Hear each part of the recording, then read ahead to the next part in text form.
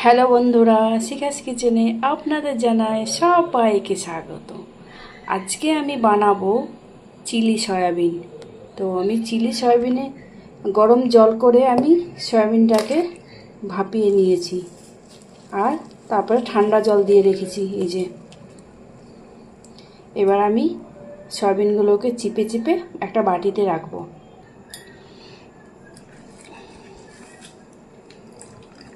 পুরো সয়াবিনটাকে আমি এরকম করে চিপে চিপে রেখে দিচ্ছি জল ঝরিয়ে।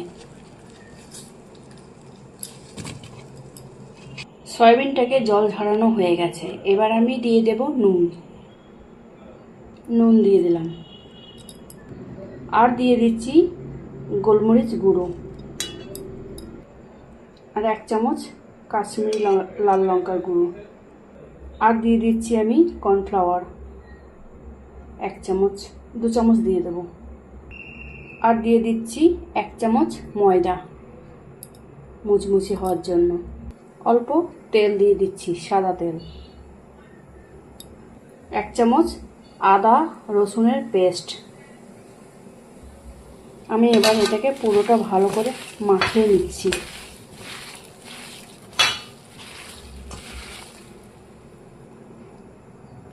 ভালোভাবে মেখে নিয়েছি। এবার আমি কড়াইয়ে সাদা তেল দিয়ে দেব।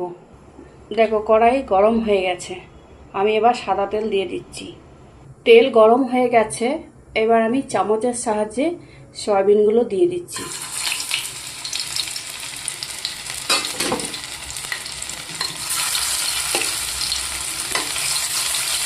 এইভাবে আমি সব সয়াবিনগুলোকে ভেজে নেব।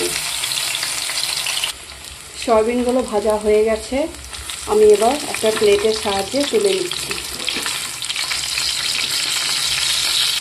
বাকি সয়াবিনগুলো আমি ওই একইভাবেই ভেজে নেব। সয়াবিনটা ভাজা হয়ে গেছে, ওই তেলের মধ্যে আমি দিয়ে দিচ্ছি আগে আদা দিয়ে দেব।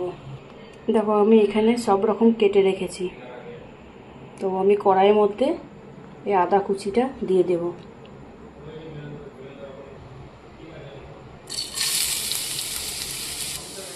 এবার দিয়ে দিচ্ছি আমি রসুন একদম চপ করে রেখেছি।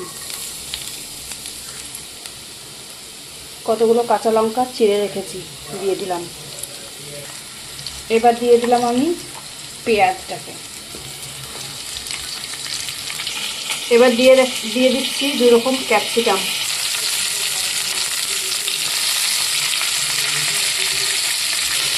আমি হালকা করে ভেজে নিচ্ছি। দিয়ে দিলাম অল্প হলুদ, অল্প গোলমরিচ গুঁড়ো, আগেই দিয়েছি, আর অনেকগুলো কাঁচা লঙ্কা দিয়েছি, তার জন্য বেশি দেবো না। এখানে দিয়ে দেবো 1 চামচ কাশ্মীরি লাল লঙ্কার গুঁড়ো, 1/2 চামচ আদা রসুন পেস্ট, আর অল্প আমি জল দিয়ে দিলাম। এখানে আমি সয়াবিনটাকে ঢেলে দিচ্ছি, আর অল্প আমি সয়া সস দিয়ে দিলাম। আমি বাটিতে আর আলাদা করে দিলাম না, এখান থেকে দিয়ে দিলাম। এবার দিয়ে দিচ্ছি টমেটো সস।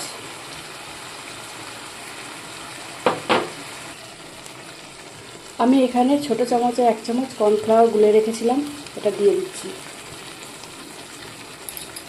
আর 1 চামচ মতন আমি চিনি দিয়ে দিচ্ছি। হয়ে গেছে চিলি সয়াবিন। আমি এবার গ্যাসটাকে বন্ধ করে দিচ্ছি। তো বন্ধুরা, এরকমভাবে একবার চিলি সয়াবিন বানিয়ে দেখবেন, সত্যি খুব ভালো লাগবে।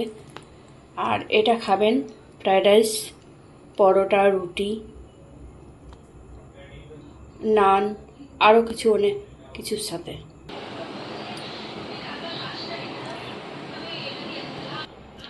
তো বন্ধুরা, ভিডিওটি ভালো লাগলে একটা লাইক, কমেন্ট, শেয়ার করার অনুরোধ রইল সবাইকে।